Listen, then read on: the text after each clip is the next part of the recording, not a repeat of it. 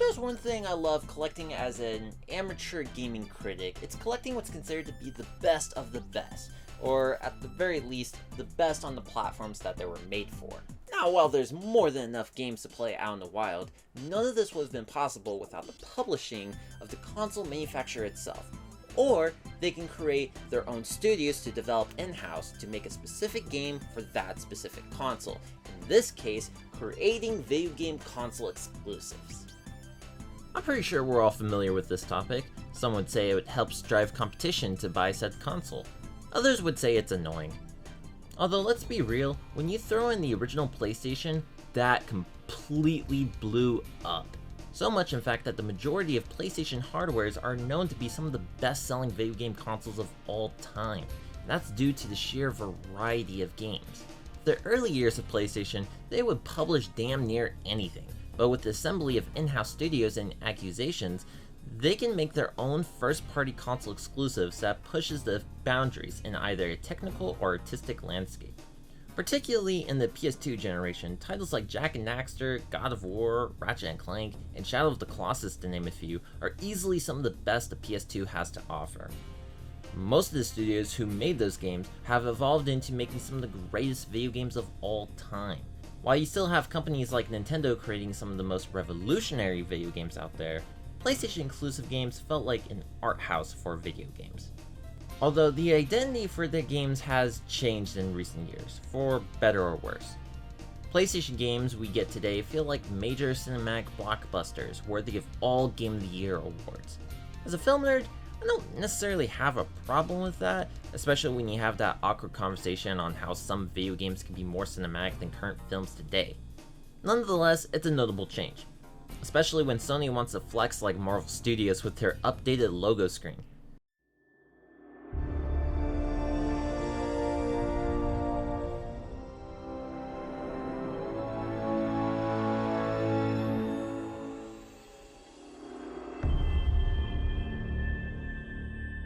PlayStation Studios.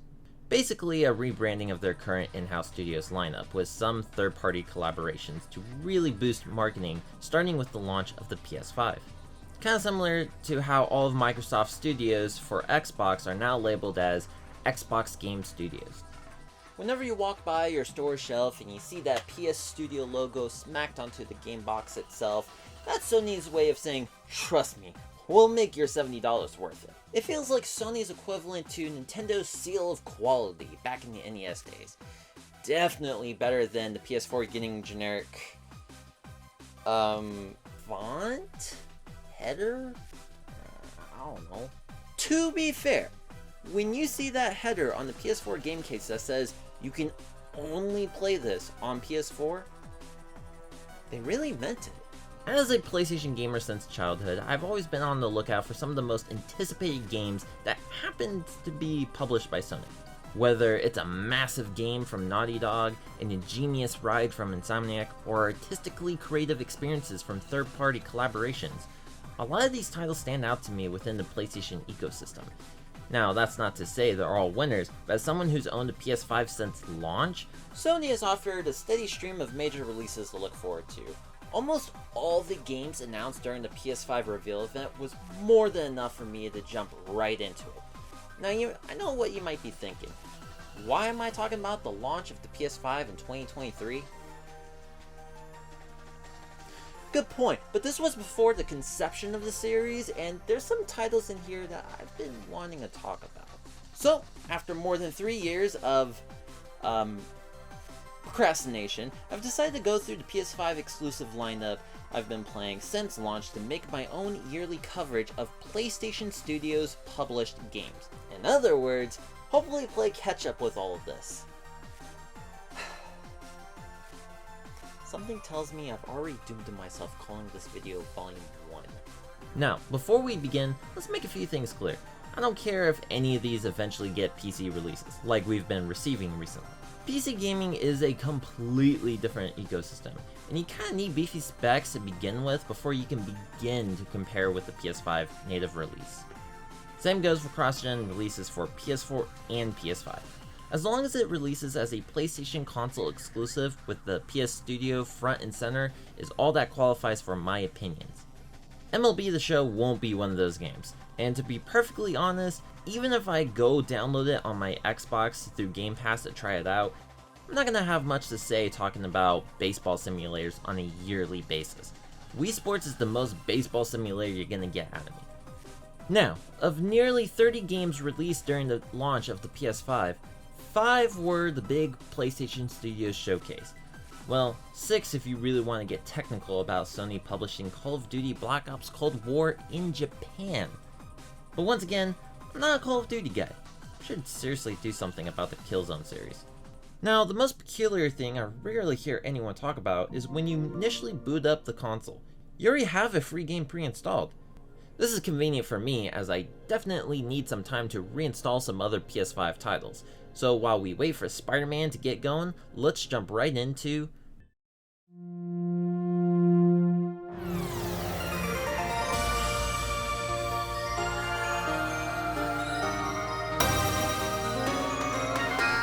Astro's Playroom. While it's obviously a tech showcase for the DualSense controller with next-gen visuals, this is a great platformer to kill some time on. It's a very short game, but the fact that Team Asobi put the effort to flat out make a new game serving as a successor to Astrobot's rescue mission can't be understated. The level designs are absolutely gorgeous, taking the whole PlayStation retrospective theme throughout, which I could gush about all day. There are so many Easter eggs. Pretty much any iconic IP that anyone would associate with PlayStation is here. It's not often you get to see both Death Stranding and Eco being represented in the same level.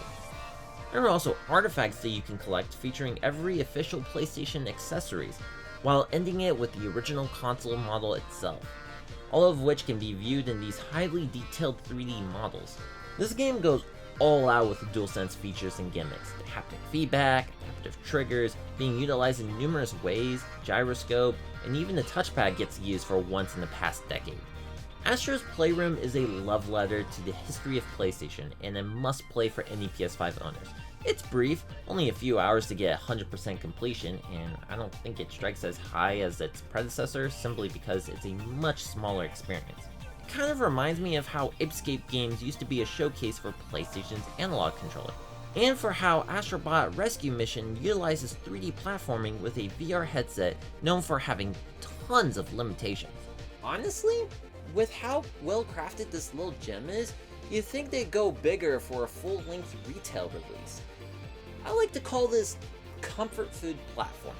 I mean, it's already installed on your PS5, so you might as well have something to do while your game installs in the background.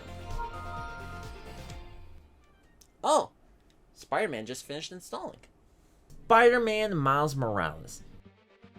Miles Morales is more of a smaller standalone adventure to tide us over for the inevitable sequel, but oh my god, this still packs quite a punch. While I personally call myself a Peter Parker guy with Spider-Man in general, I'm still blown away with how Miles Morales is simply one of the best Spider-Man out there, which I think is more relevant that people can relate to in our modern timeline. Especially with the perfect timing of releasing this game a few years after Into the Spider-Verse, which, of course, it got its own game suit for this game. Even crazier, the story is arguably better than the previous Spider-Man game, as it deals with Miles Morales taking on responsibility of being a superhero on his own, while also struggling with personal conflicts with his family and friends. Flawed human beings have good intentions that end up making the wrong decisions with a bigger threat at stake. Something that Insomniac has excelled at with their storytelling in the past. It's extremely heartfelt, and with it only being a 6 to 7 hour long game, there's never a dull moment to be had with this game, on top of having this a kick-ass soundtrack. It also surprisingly works well as a cross-gen launch title. You take the core PS4 game that was already made to make a new story, same map except it's snowing now, and you spend the majority of the development enhancing it for the PS5 with the instantaneous load time and effective use of ray tracing. My only gripe I have is the lack of gadgets you get to use, which is what Insomniac is best known for. Part of it is me really noticing the muscle memory of using impact webs in the previous game, the other being me not really finding them to be as effective as I want them to be. As substitute, however, the Venom abilities can make the combat a lot more aggressive than it's ever been. With all these improvements and tweaks being made, it makes me wonder exactly how Spider-Man 2 will truly evolve as a full-blown PS5 exclusive sequel. Nonetheless, it makes me excited to play some more Spider-Man. Which is why it still blows my mind that you can get the complete Spider-Man package on PS5 for $70. Ah yes, Spider-Man Remastered is an odd little bugger, that's for sure, because it's currently a digital-only title that you can only receive if you buy the $70 Ultimate Edition, which is literally just an extra game bundled in. You can't grab this version by itself, although if you bought the standard copy, you can always go to the main menu of Miles Morales, push the L button for some reason, and boom, the best $20 you could spend on PS5 right now. This makes a perfect bundle for anyone buying the PS5 who's never played Spider-Man PS4 beforehand. And don't let the subtitle fool you. Despite being a 2-year gap between the original PS4 release and the PS5 launch title, there's a lot more significant graphical enhancement than you may think. Basically, all the PS5 spunk you get with Miles Morales is present in the first Insomniac Spider-Man game. Even Peter's face has received a complete makeover. Talk about an odd decision to change model actor in future installments. Yeah, I wasn't the biggest fan of the original to begin with, but it's still jarring coming from the original PS4 game to this. Over time, I do find the new look suiting Peter Parker much better with the improved facial animation and visual fidelity. Overall, it's still the same fantastic experience, but polished up as a native PS5 port. There is a ton for me to say with this specific release, and while I most certainly feel the lack of physical copy odd for this release, $20 is an absolute steal when pairing it with Miles Morales at launch. You're gonna get your money and time worth out of these two. So, right off the bat, we already got a nice packing game, a solid remaster, and a fine example of a cross-gen release. Now, for the true PS5 exclusive. Actually, this is also a cross-gen release. And I completely forgot this game actually came out. Interesting that Sackboy gets his own game because, dropping the LittleBigPlanet title this time. LittleBigPlanet was one of the most defining titles in the early years of the PS3 console generation when it first launched back in 2008. There was something special about the original that I feel the rest of the franchise never replicated. It wasn't just a charming 2D multiplayer platformer that appealed to everyone, but it was brimming with creativity with the arts and craft visuals. So much in fact that playing through the campaign, you collect these prize bubbles which would give you artifacts and tools to use when creating your own level. The levels are simple, but not to its fault. You can easily visualize how these levels are made. The slopes, different materials, switches, contraptions, the 3-layer platform you hop back and forth between. It truly shows that with a little bit of imagination and effort, you can make it too. There's no right or wrong ways of making your own levels and uploading it for everyone else to try. Remember, this came out almost a decade before Super Mario Maker. While I'm not the most creative person out there, I have strong respect and appreciation that LittleBigPlanet is one of the best level creation game ever made. There were even DLCs to get tons of costumes and original themed levels, like, oh my god, they made levels based on Metal Gear Solid 4, which included the paintball gun. Guys, you can't forget about the paintball guns. Now, of course, we got plenty of spin-offs and sequels. If it wasn't obvious already, Sony loves Sackboy. I mean, hell, we got Kart Racer out of it with its own level creation. LittleBigPlanet 2 was definitely a bigger game with an actual story plot, but it detracted from the simplicity of the original by going bigger for the sake of it, along with the community levels, while impressive in its own right, goes out of their way to basically make a completely different game out of it, which is probably why Media Molecule would eventually go on to make Dreams, a complex game creation of its own where you can make whatever you can possibly dream of. LittleBigPlanet 3, solely made to be a cross-gen release between PS3 and PS4. And to keep the legacy content alive, because, the original PS3 servers are shut down. Now, Sackboy, on the other hand, decided to change it up a bit as a 3D platformer, but no level creation. I was a little disappointed by that initially, but realistically speaking, I already criticized the series for becoming more complex with each installment. Like, Jesus, how the hell am I supposed to utilize 16 layers? It was for the best to focus on being a good 3D platformer. And yeah, it's a pretty chill 3D platformer. Nothing from this game is going to scream Game of the Year in your face, but it makes a perfect candidate for being a PS5 launch title. This game would have been perfectly fine on PS4. I mean, the collector's edition was only made for PS4 copies. Except if this launched around 2018 or 2019, I don't think anyone would even think about this game in the first place. At least if we're making this a cross-gen release, you have incentive to pick something up for the new console, because why not? And god damn, this is crisp looking game running flawlessly in 4K 60. Some people might criticize how this game can be derivative for being a PlayStation equivalent to Nintendo's Super Mario 3D World. That's exactly what this game is, but I don't think it helps with the fact that Sackboy isn't really as relevant as it used to be. There's still enjoyment to be had with this game, no doubt about that.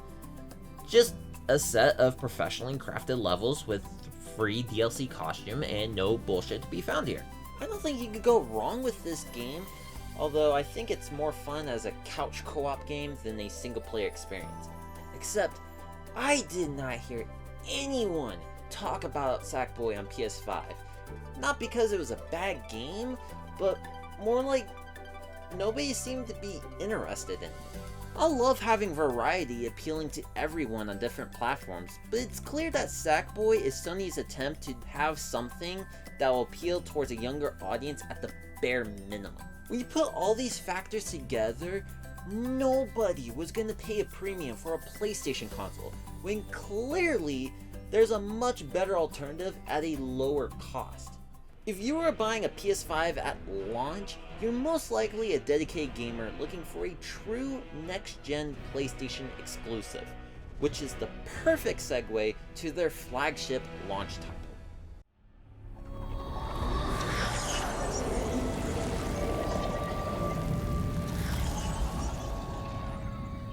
Demon's Souls, which also happens to be a remake of a 2009 PS3 game for $70. Take that as you will. Demon's Souls has garnered a cult following for being the game that kickstarted the entire Soulsborne genre, which led to spiritual successors like Dark Souls and Elden Ring. There was only one problem though. It was stuck on the PS3, and with all the subpar technical performance that comes from third-party PS3 exclusives, it was in dire need for a fresh coat of paint. Fortunately, that's where Bluepoint Games come in for the PS5 remake. They're the studio who worked on what I would consider some of the best remakes and remasters in PlayStation's catalog, especially after seeing the craftsmanship of remaking Shadow of the Colossus from the ground up on PS4. I was more than thrilled to see Demon's Souls get a PS5 remake as a launch title. And as someone who hasn't played the first Soulsborne game of literally all titles, let's just say I was pretty occupied that holiday season. However, I will admit this. Of all games, this was Sony's first $70 game at retail. That premium price tag alone is still a debatable topic to this day, at least for the majority who have been used to paying $60 for the longest time. Look, I know it's a remake of a PS3 game of all things to be spending $70 on, as opposed to original games made specifically for the PS5. But trust me, there are worse things to be spending $70 on. Then again, I could possibly be a hypocrite 2 volumes down the line. Now, I'll give them this. I do like the fact that the inner cover art is a recreation of the original North American box art, while the physical disc itself features the same knight regaining his human form. To all the Demon's Souls players out there, that's a nice touch. The game itself, oh boy, this is one pretty looking game taking advantage of the PS5. What was once a drab sepia tone game at 720p 30 FPS now has a very dynamic color range with luscious environmental details at a flawless 4K 60. It's a remake that shows how the core design of the game still holds up, only to be set back by technical limitations. With it being a PS5 launch title as well, they could flex some of those new features, like the faster loading times, which was very much needed for this remake.